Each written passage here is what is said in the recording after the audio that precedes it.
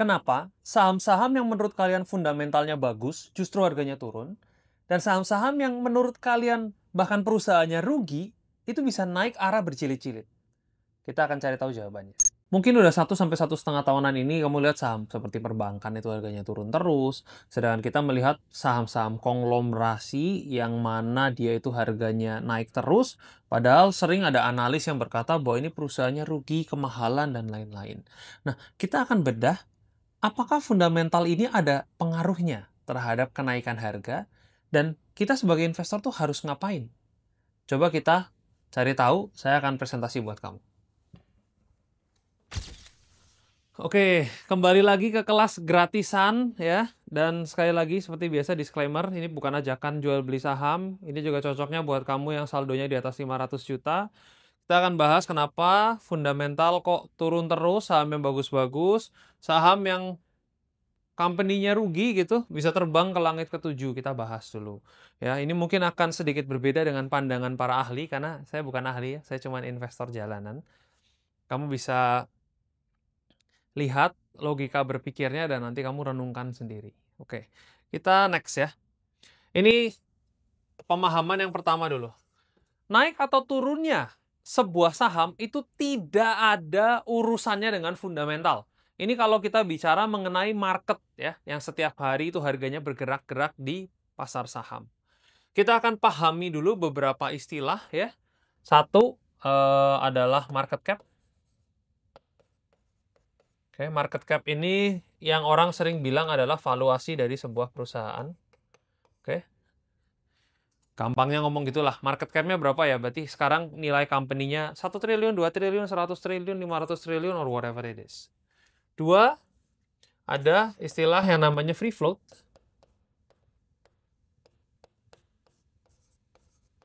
Atau gampangnya kita singkat FF. Ya. Free float ini adalah kepemilikan publik dari suatu saham. Kalau ada saham bank misalnya, market cap-nya 100 triliun atau valuasi dari semua perusahaannya itu 1 triliun rupiah, tentunya owner-nya kan punya bagian saham di sini kan. Misalnya owner-nya punya 70%. Oke, kita bagi di sini. Owner 70%. Oke. Free float ini adalah saham yang punyanya masyarakat, yang beredar. Karena apa? Owner biasanya kan tidak jual. Jadi setiap hari itu harga bergerak-gerak, bagian dari ownernya sebenarnya kan nggak ditradingkan. Yang ditradingkan namanya free float. Dalam hari ini, kalau ini begini, kita anggap semuanya masyarakat ya, maka free float-nya 30%. Oke? Jadi kalau kamu punya uang 100 triliun rupiah, permisalan, kamu mau hajar semua, beli saham ABCD ini, saham bank tersebut, nggak bisa. Karena sebetulnya barang yang tersedia di masyarakat itu hanya 30%. Itu kamu pahami dulu ya. Jadi kalau ada perusahaan nilainya 1 triliun, kamu mau beli 1 triliun di market pakai aplikasi saham pencet-pencet itu nggak bisa. Karena actualnya itu hanya ada 30% barang yang beredar. Itu pun belum tentu semua bagian dari masyarakat itu mau menjual kan. Jadi itu adalah yang disebut dengan free float. Nah, kalau kita bicara mengenai sebuah saham, oke, maka teorinya sangat simple. Saham itu kalau dibeli, naik, dijual, turun. Oke, sesimpel dan sesingkat ini jawabannya ya. Saham, kalau yang beli banyak banget, ya harganya naik. Kalau yang jual banyak banget, harganya turun. Oke, mau perusahaannya rugi, mau perusahaannya mungkin karyawannya cuma 1 orang, perusahaannya bagus banget sekalipun, kalau yang jual banyak banget, entah alasan apapun, ini kita nggak sebutin alasannya ya, dia pasti akan turun.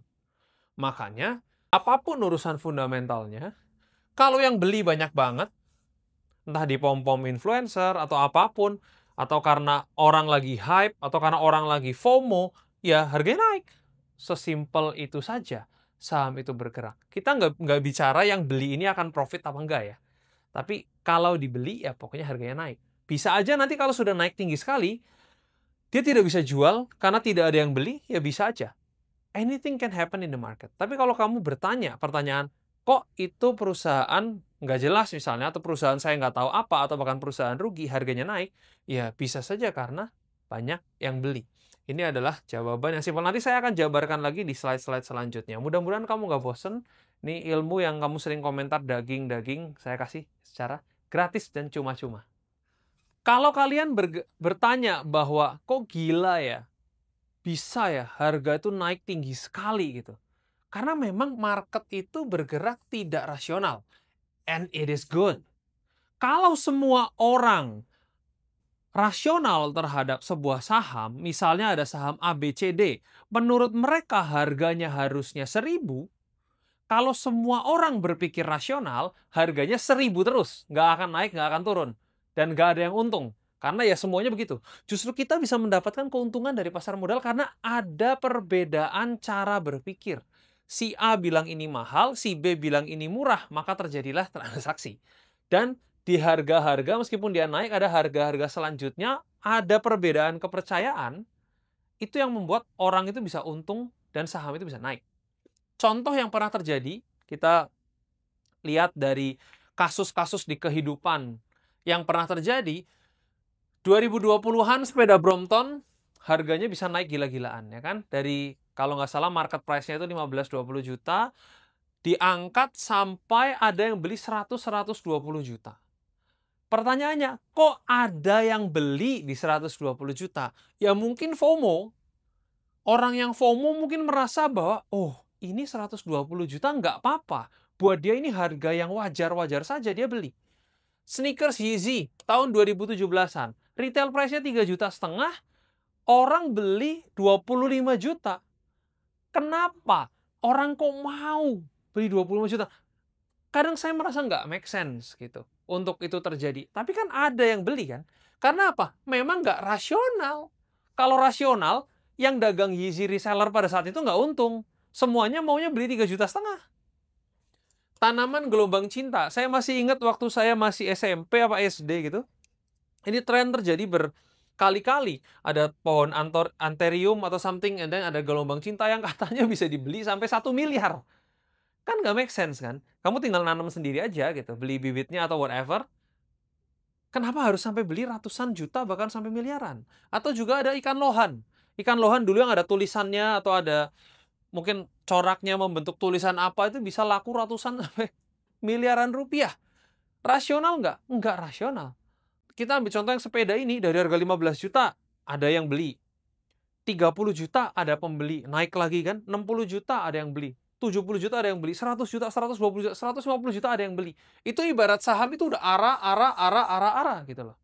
Inilah yang terjadi di dalam kehidupan yang mana dimanapun seperti itu. Bahkan kalau kita bisa backtrack, tahun 1600-an bunga tulip juga digoreng. Harganya sampai lebih mahal daripada emas waktu itu di Belanda. Kita bisa untung karena market tidak rasional, sehingga ada perbedaan kepercayaan atau cara pandang antara sesama investor. Sehingga orang yang belinya di harga 1.000, dia naik ke 2.000, investor yang punya barang itu merasa, oh, ini sudah kemahalan, saya harus jual. Jual berarti ada yang beli. Siapa yang beli? Yang beli adalah orang yang baru datang, yang merasa bahwa 2.000 itu murah, bisa ke 4.000. Terus seperti itu sampai nanti tinggi sekali dan terjadilah bubble. Probably seperti itu. Bisa nggak terjadi bubble? Saya bukan Tuhan yang bisa menentukan mana yang benar, mana yang salah. Tapi ini saya bicara mengenai data yang sudah pernah terjadi.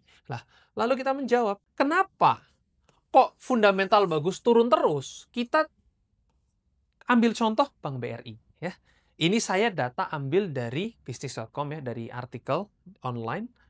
Kita lihat adanya kepemilikan asing yang tinggi. Oke?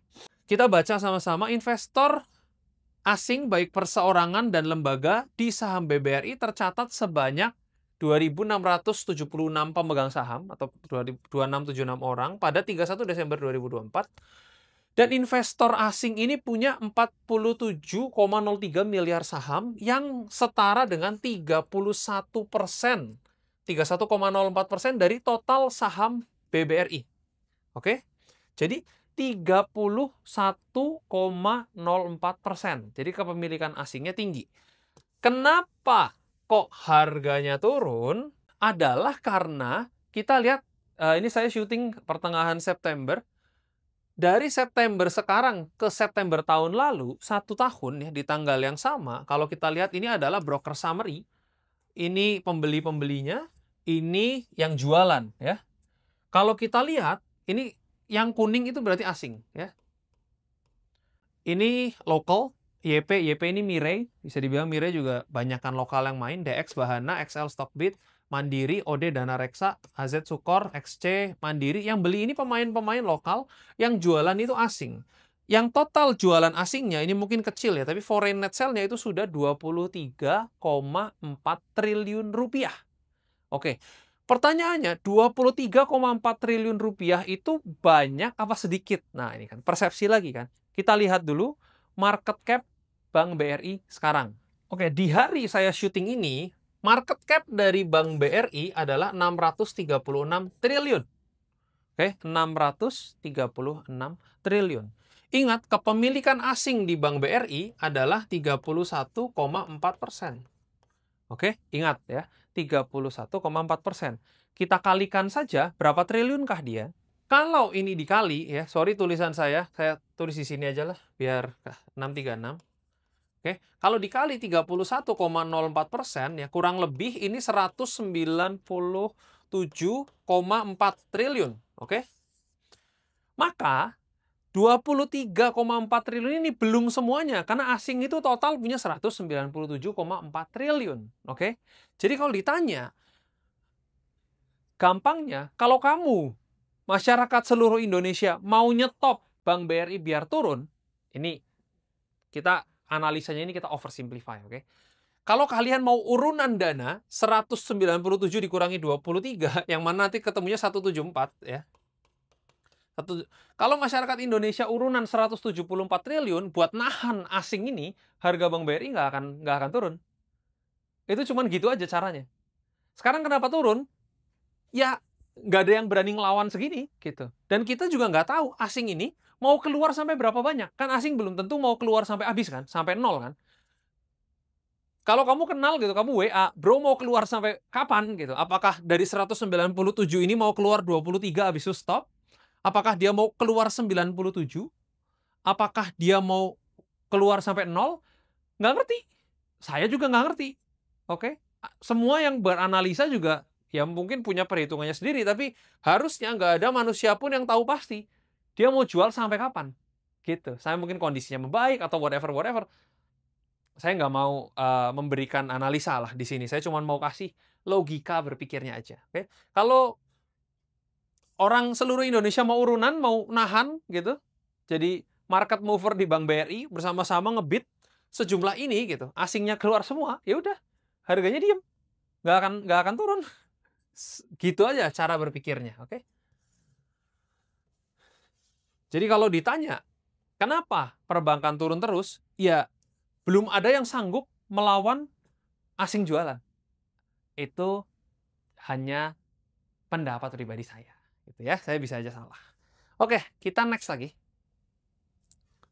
Ini tadi yang jualan, kita lihat resultnya dari para asing ini jualan. Dari sini sampai ke titik sekarang ini, saya pertengahan September saya syuting, Bank BRI itu sudah turun 24%. Ya. Dari periode September 2024 sampai September 2025. Sampai kapan? Nggak tahu. Sampai kapan? Sampai asingnya berhenti jualan. Itu jawabannya ya. Tapi tentunya ini oversimplified. Banyak perhitungan-perhitungan lainnya yang kau bisa lihat di online sana. Gitu.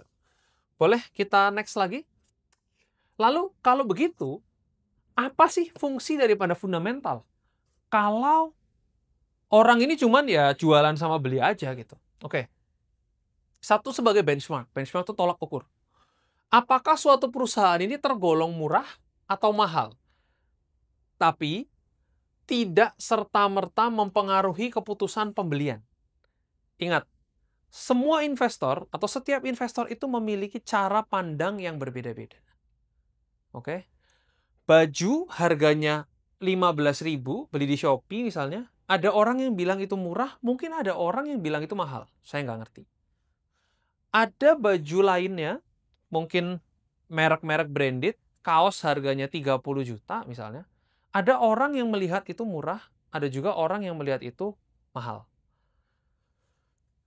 Apakah suatu saham yang murah pasti dibeli orang? Belum tentu. Ada berbagai faktor. Bisa aja sektornya emang lagi nggak menarik. Gitu. Saham murah belum tentu menarik. Saham mahal belum tentu buruk. Saham kalau lagi mahal, memang demand-nya lagi ada di situ semua.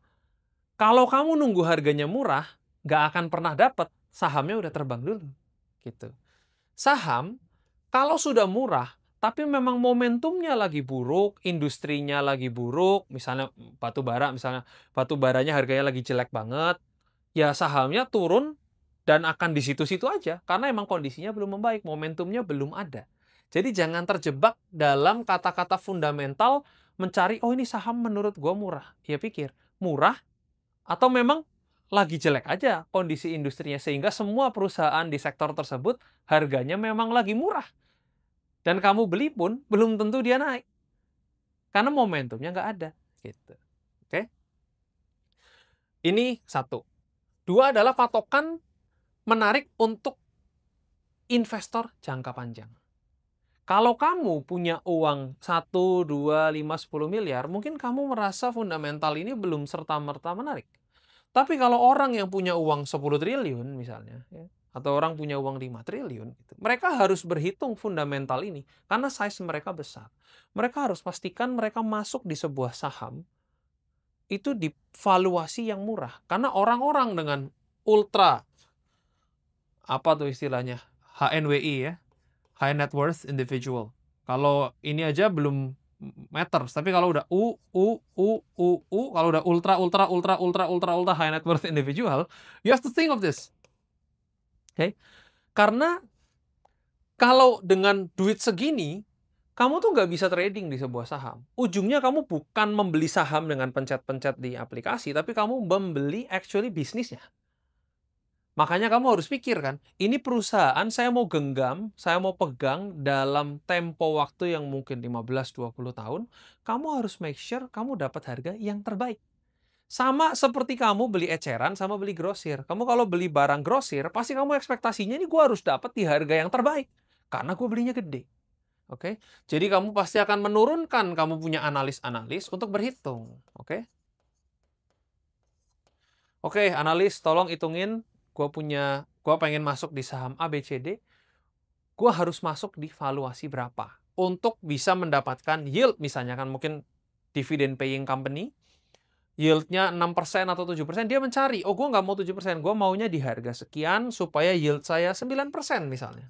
Maka akan ketemu para analis ini berhitung, dia juga akan melihat potensi bisnis ke depannya, seperti apa, akan ketemu harga X price, oke? Nah, maka dia akan menunggu atau mungkin bisa transaksi di pasar nego dengan pihak-pihak yang emang mau jual, ketemu di harga yang dia mau sesuai dengan perhitungan bisnisnya. Bisa juga mau ada akuisisi perusahaan, oke?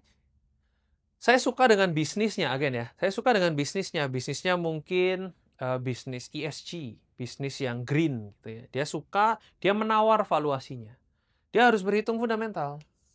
Valuasinya mau di berapa pada saat dia membeli perusahaan tersebut. Again, ini hanya opini saya ya, gitu.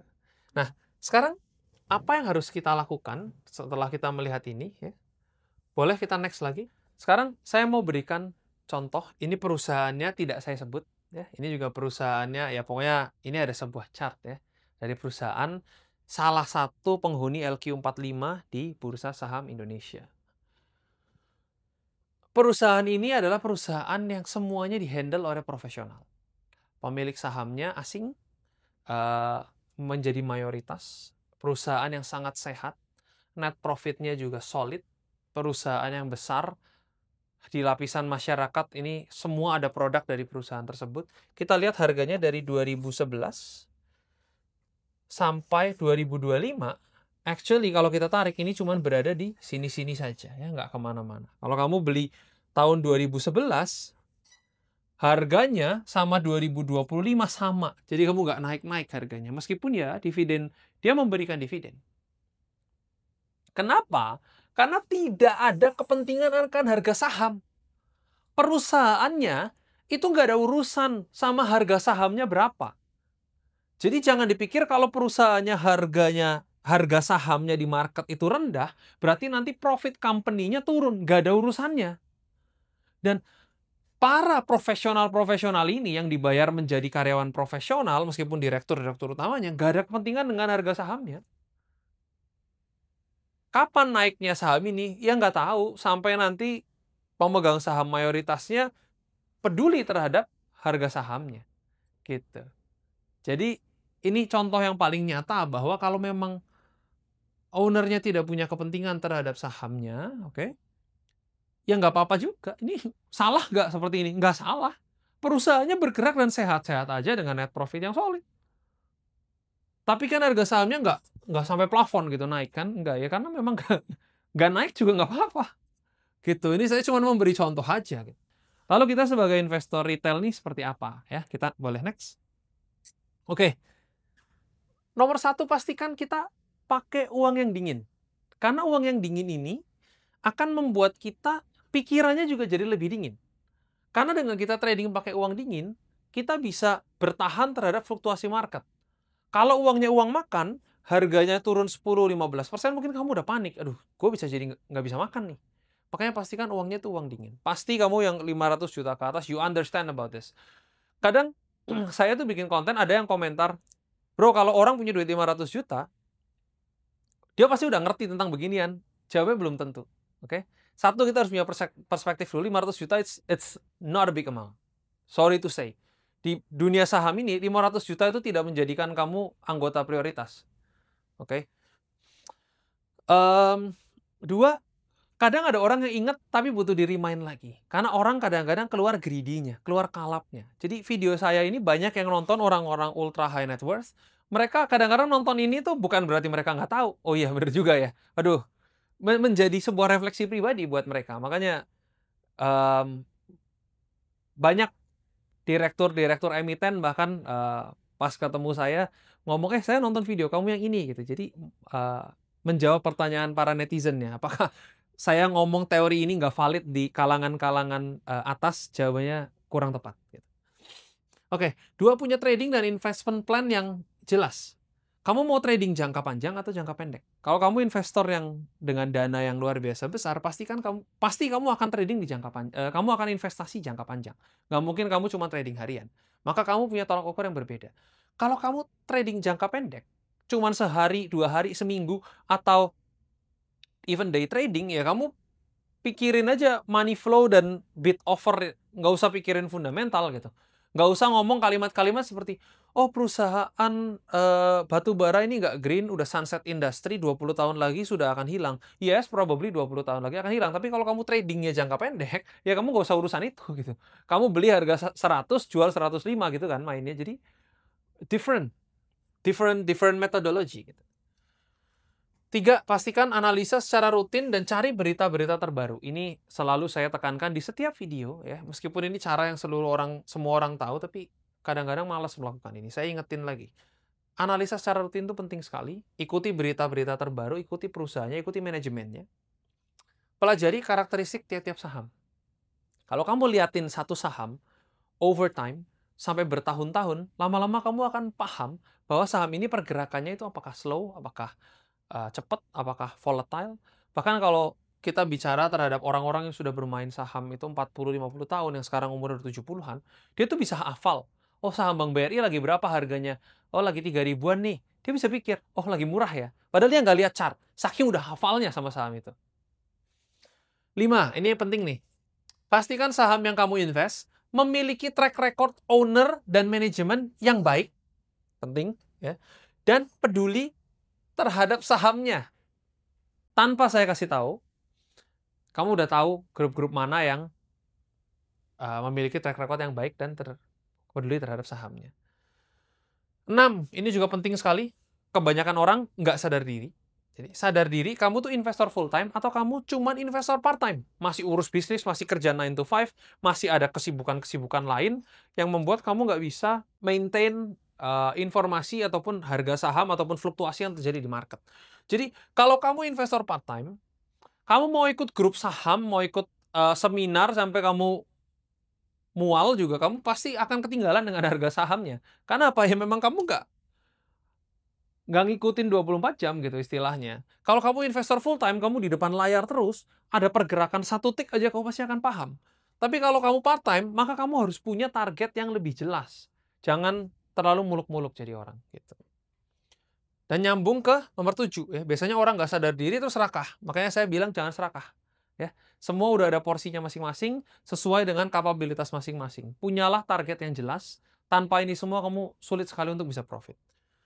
8. Terbuka terhadap metode investasi baru. Nah, ini juga penting. Banyak orang yang trading ataupun investasi seperti kacamata kuda. Zaman berubah, tapi dirinya tidak berubah. Sekarang kalau kamu ngomongin fundamental saja, tanpa mikirin flow dan lain-lain, mungkin kamu sulit sekali untuk profit. Karena ya harga sahamnya di situ-situ saja.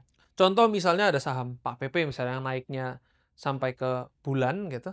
Kalau kamu tidak terbuka terhadap metode investasi baru, kamu akan bilang, oh mahal ini valuasinya. Ah, mahal ini valuasinya. Sambil kamu ngomong mahal terus, setiap hari sahamnya ARA gitu ya. Jadi kalau kamu menjadi orang yang terlalu idealis di saham, kamu juga sulit untuk mencetak profit. Dan yang terakhir pastikan banyak beramal baik. Nah, nggak ada mungkin orang yang ngajar saham tiba-tiba ngomongin tentang beramal, but this is very important. Karena dengan kamu banyak beramal, kamu akan memiliki persentase hoki yang lebih baik. Sehingga kalau orang Jawa bilangnya dilalah, atau orang Indonesia bilang kebetulan gitu. Pas kamu lagi buka layar, kok pas kamu dapatnya harga bawah gitu, atau pas kamu jualnya di harga tertinggi. There is no science behind it. I mean it's very difficult to explain in science, tapi ini matters buat saya gitu. Jadi video ini sekedar video sharing saja supaya kamu bisa melihat bahwa memang saham dengan fundamental yang baik belum tentu atau tidak harus sahamnya itu naik. Karena dua hal itu adalah dua hal yang berbeda. Sekarang kamu sudah mengerti mengenai konsep ini, kamu bisa nonton video saya yang lainnya supaya dapat wawasan yang lebih jauh lagi mengenai investasi saham.